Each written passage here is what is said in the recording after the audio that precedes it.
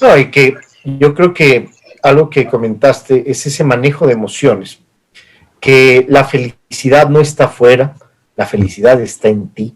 Claro. Tienes que generar toda esa empatía. No es que yo he tenido la suerte de tomar cursos contigo, Daniel, de hipnosis, de lenguaje corporal, grafología, etcétera, y algo que me llamó mucho la atención, por ejemplo, cuando hablábamos de los temas de las discusiones de pareja, de compañeros, de cualquier cosa, ¿no? Algo que tú decías que se me hace muy importante. A ver, cuando entendemos que la otra persona está expresando su verdad y que yo también, se acaba la discusión. O sea, porque no es que me está atacando, ni yo la estoy atacando a ella, sino que estoy expresando mi opinión. Si esa persona quiere discutir, ok, ¿sabes qué? Te dejo porque tú quieres pelear, yo no. Y entonces ya no hay discusión. Para pelear se necesitan dos. Exacto. Es algo similar, toda esta parte de entender y de asumir nuestras responsabilidades, ¿no? Claro, porque ahí está lo que te decía la otra vez que hablábamos hace un tiempo, del victimismo, de la culpabilidad. No te olvides que tenemos una educación prusiana que viene de la culpabilidad, de que esto es cielo, infierno, culpable, esto es mal. La educación prusiana no educa, amaestra. Por eso las filas, las campanas, los uniformes, eso es amaestramiento en la educación. El sistema Montessori, educación sí. Y lo que tú decías, sí, en toda discusión, a no ser que estés hablando con una persona que tenga desórdenes psicológicos, en toda discusión hay dos verdades al 100%, siempre. La cosa es querer verla. Y sí, cuando uno habla contigo, cuando yo discuto, si yo por ejemplo discuto contigo, yo no te estoy atacando. Estoy defendiendo mis ideas igual que tú las tuyas. No estoy atacando, pero eso es difícil de entender. A mí me costó mucho entenderlo, aceptarlo y ver, esto es verdad, esto no. Entonces yo no analizo, yo no discuto, yo analizo y demuestro. Entonces yo escucho a la persona y digo, esto es verdad, esto no, esto sí. Siempre va a haber una verdad, a no ser que sea una persona irracional o demente, pues sí, una verdad va a haber. Pero es difícil, no es fácil. Que yo creo que, por ejemplo, en las parejas, ¿no? En las discusiones de parejas, cuando llega a haber un rompimiento, un divorcio, etcétera, tú escuchas a la mujer o a una parte de una pareja y tiene su verdad. Claro. Y escuchas a la otra persona y tiene su otra verdad completamente diferente. Entonces yo creo que efectivamente existen dos verdades de cada uno, pero al final también hay una verdad, ¿no? Claro. O sea, porque cada quien lo ve desde su punto de vista, que es muy particular y es muy respetable, ¿no? Y el respeto al derecho ajeno es la paz, y que si entendiéramos que no porque tú pienses de una manera diferente y yo piense de otra, y a lo mejor yo nunca te voy a convencer de algo de lo que tú estás perfectamente convencido, y viceversa, ¿no? Como se dice, en religión, en política, en fútbol, vamos, cada quien tiene sus argumentos de ideas, al fin y al cabo, como tú bien decías, muchas veces de creencias. Ahí diste en el punto, porque yo no me baso en creencias. Por eso yo demuestro lo que hablo. Si yo te hablo de lo que yo creo, son gustos. Mira, los gustos son como los ombligos. Todo el mundo tiene uno y nadie te pidió que muestres el tuyo. Esa es la verdad. Pero sacando lo de los gustos y las creencias, hay cosas que son reales. El fuego quema. Eso es... Claro. Hay cosas que son irrefutables. Asesinar personas es malo. Punto. O sea, hay cosas que son verdades irrefutables. Correcto. La otra cosa es que tú tengas tus creencias y no quieras salir de ellas. Sí. Ahora, si yo te demuestro que mis creencias son reales y tú no lo quieres aceptar, es un problema de cada quien. Claro. Como yo digo siempre, estemos de acuerdo o no estar de acuerdo. Y nada más. Y nada más, es correcto. Cambiemos un poco de tema, Daniel, porque abarcas muchas áreas. Entonces me gustaría que fuéramos hablando de cada una de ellas. Me gustaría ahora hablar de lo que es la programación neurolingüística. Algo que yo creo que también es muy importante, que nos puedas comentar desde qué edad se recomienda trabajar bueno, primero lo que es la programación neurolingüística para las personas que no lo conozcan, desde qué edad se recomienda trabajar y cómo es importante las diferentes áreas que abarca la programación neurolingüística. Mira, básicamente vas a encontrar muchas definiciones en internet, pero básicamente la programación neurolingüística ayuda a cambiar, digamos, el chip de cableado, te ayuda a eliminar creencias limitantes, formas de pensar, adicciones, gustos en la comida incluso.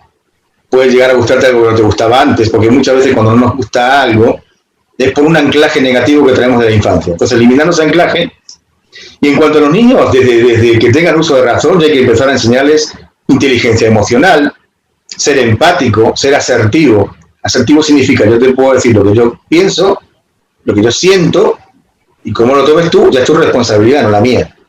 Yo te lo digo con cariño, con ética y con respeto, pero te lo digo. Entonces, si un niño, o yo estaba por empezar a trabajar, tú sabes, yo estaba por viajar a España y no pude viajar por todo esto de la pandemia, y iba a trabajar en España dando clases de inteligencia emocional a niños. Porque hoy por hoy, gracias a Dios, se está implementando, es muy importante, enseñarles técnicas de inteligencia emocional, PNL y demás, ¿vale? Para que sepan qué es la realidad, no lo que nosotros creemos que es. ¿Entiendes? Es muy importante que desde muy pequeñitos entiendan a ser empáticos, ser asertivos, ser comprensivos, también saber defenderse, ¿no? No tener arma de felpudo, aumentar la autoestima, que no es lo mismo que el ego. Cuidado, el ego te hace brillar, el egocentrismo te hunde, como le pasó a Narciso. Hay por ahí lo del narcisismo, ¿no? Vale. Pero es muy importante tener tu autoestima alta. ¿Por qué? Incluso con una autoestima alta, un psicópata emocional, muy difícil que te atrape. ¿Vale? Muy difícil. Y hoy por hoy se ve mucho eso, pero muchísimo. Y la PNL, te digo, básicamente te ayuda a todo eso, te ayuda a cambiar, digamos, el chip.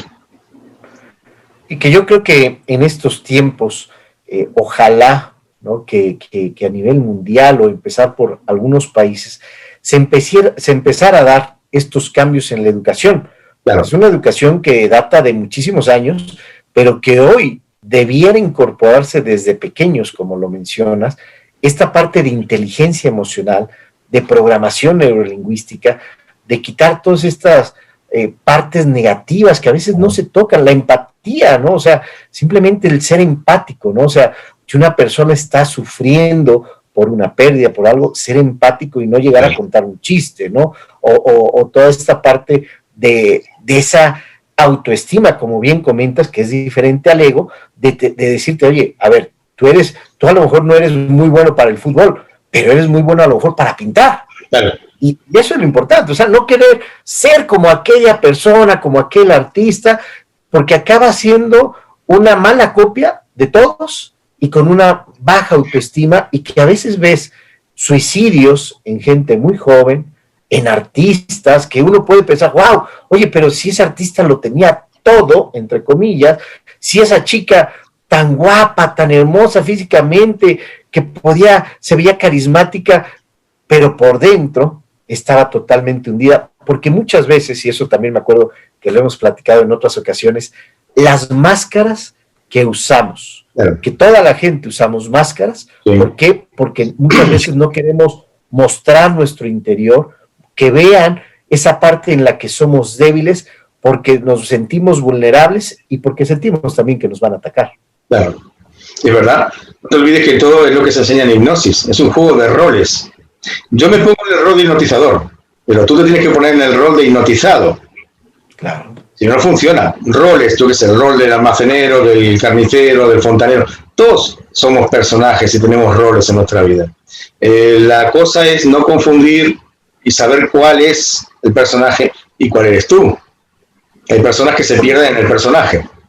Y ahí vienen los desórdenes psicológicos. Y por ejemplo, ahorita que tocabas este tema de la hipnosis, ¿no? ¿Qué es lo que te lleva a ser hipnotista? Y además, o sea, tú manejas dos tipos de hipnosis, a menos que manejes más, pero ubico la hipnosis ericksoniana y la hipnosis conversacional. Primero, ¿qué te lleva al mundo de la hipnosis? Porque, vamos, vemos en televisión a estos hipnotistas, ¿no? Y que uno dice, pareciera como magia, ¿no? De duérmase, si se duerme la gente, ¿no? Platícanos un poco, por favor. Ya, la hipnosis me interesó por el lado de la magia, viendo mentalistas, hipnotistas y demás, ¿no? En televisión. Y como me interesa la terapia, me interesó la psicología, psiquiatría, PNL, ¿vale? Pues muchos psiquiatras usan la hipnosis. Así yo empecé a estudiar hipnosis ericksoniana, después hipnosis fulminante, que es la hipnosis rápida, más rápida. Y me interesó desde hace un montón de años, pero te digo, no, más de, no te quiero exagerar, pero más de 23, 24 años, tal vez un poquito más.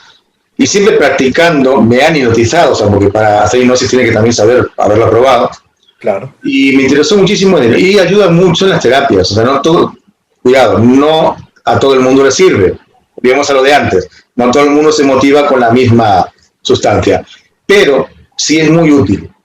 Y la hipnosis conversacional es muy útil porque lo haces hablando. O sea, no necesitas ni un péndulo ni nada. O sea, en realidad te explico qué no es la hipnosis, porque la gente se confunde mucho. La hipnosis no es dormir a alguien, porque si se duerme, te desconecta del mundo. La hipnosis es simplemente jugar con el subconsciente.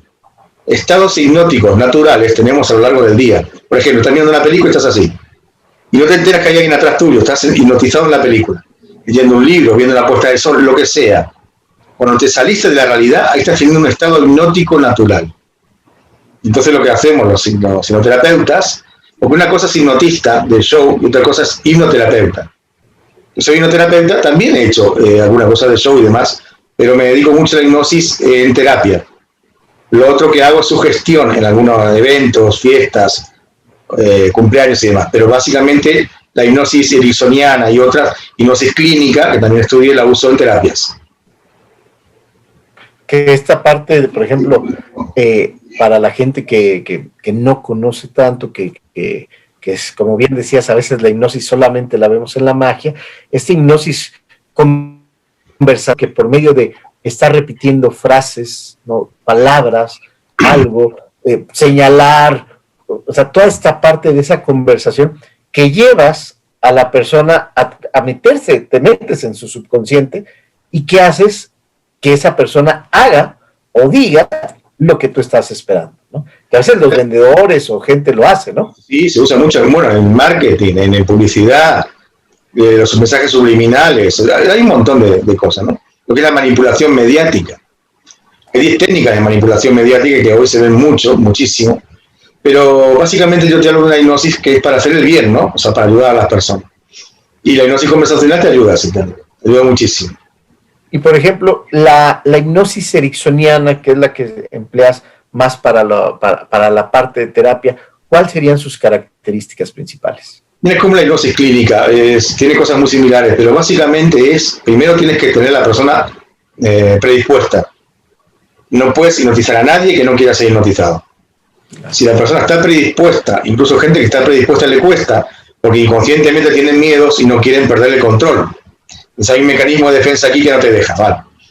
Pero básicamente es tener a la persona predispuesta y ahí, que te permita entrar a su subconsciente, podrás erradicar fobias, miedos, creencias limitantes, formas de pensar. Voy a aclarar un poquito, Pedro, si me permites, qué son creencias limitantes. Por favor. Yo lo hablo, para mí es natural, pero la gente a veces no lo sabe. Una creencia limitante, por ejemplo, muchos hemos escuchado de niño, y los padres decían, el dinero no crece en los árboles.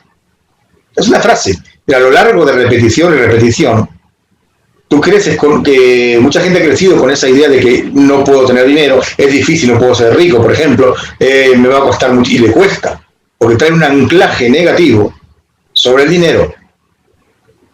¿Entiendes? Entonces, claro, todos esos anclajes negativos te llevan a creencias limitantes.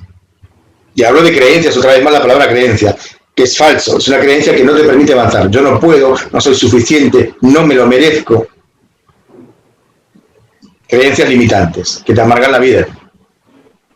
Y que muchas veces en los países latinoamericanos, países del tercer mundo, se crece con esa idea, ¿no? Que viene desde la esclavitud, de que tú naciste para obedecer, para ser esclavo, no para ser empresario, emprendedor, no, eso está para los güeritos, para gente del primer mundo, etcétera, y que al final la limitante está aquí. Claro. Necesitamos hacer un cambio de paradigma y que todo empieza desde la educación en la casa, porque recordemos que en las escuelas es una formación académica, pero la educación debiera empezar desde la casa y debiera empezar con estos hijos a decirle, tú lo puedes, si tú quieres, tú puedes. Claro. ¿No? Obviamente, vamos, o sea, siempre en un plano realista, ¿no?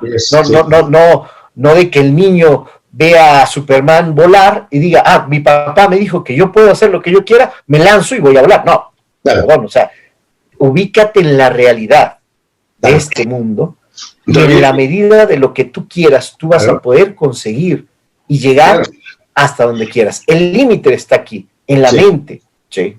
Y eso es importante cambiar, y por eso hablaba yo de que yo creo que necesitamos compartir esta parte de la inteligencia emocional, la programación neurolingüística, el cambio de paradigma, porque muchas veces desde pequeño, y siendo la gente que más queremos, la que dice, eres un tonto, siempre haces todo mal, no sirves para esto, nos limita, va limitando y crece ese niño, y cuando llega a la edad adulta, está limitado completamente. Es cierto. Y lo que hablabas tú de la educación, no te olvides que los colegios, generalmente colegios públicos, privados, da igual, el sistema prusiano de educación no enseña a los niños a ser líderes o a ser ejecutivos, nos enseña a ser buenos empleados y a conformarse con un sueldo mínimo o básico. Entonces hay sí ahora otro tipo de educación que está empezando a enseñar a otras cosas. Nos está empezando a enseñar a ser líderes o ser ejecutivos o ser dueños de empresas o dueños de sus negocios, no a ser empleados. Entonces eso es lo que se necesita también. Sí, un cambio, porque cada quien, y volvemos a lo que hemos estado hablando en toda esta conversación, todos somos diferentes. Y habrá gente que sí, sirve para ser muy buen empleado, o sea, sirve para que le digan qué hacer, pero ya cuando él dirige, no. Hay gente que es muy buena, y lo vemos mucho también en los políticos, ¿no? Entonces esta gente crítica, ¿no? Que es muy buena para criticar en la oposición, pero que cuando llegan al poder son malísimos. Y todas esas buenas ideas... Pero ¿por qué? Porque de niños fueron educados para ser empleados, no se les enseñó a ser líder. Claro. Si tú a un niño le enseñas a ser líder, será líder. Si lo enseñas a ser empleado, será empleado. Claro que siempre está lo que ellos llaman la oveja negra, que se sale del rebaño, y por más que te hayan amaestrado a ser empleado, no vas a hacerlo. Claro, pero yo creo también, Daniel, que a medida de que uno va creciendo, y más ahora con toda la tecnología, porque antes, pues bueno, solamente estaba la televisión y el radio y nada más, pero ahora, con toda esta parte de la tecnología, uno puede acceder ya desde muy chico a una cantidad de información tremenda que antes no se tenía. Claro. Y esto es importante porque hay que recordar que cada uno de nosotros somos los arquitectos de nuestro propio destino. Claro. Y entonces, no porque te hayan metido estas ideas limitantes de pequeño, tienes que quedarte ahí, sino tienes que salir, tienes que progresar, tienes que superarte, ¿no? Y yo creo que de ahí viene toda esta parte muy importante que haces, por ejemplo, tú, para cambiar este chip a la gente. No porque hayas estado en eso, te tienes que quedar ahí. Claro, puede cambiar. Hay que cambiar, exacto. Y por profesionales que se dedican a esto como tú, ¿no? Sí, tratamos de, como te decía antes, ayudar lo más posible, ¿no?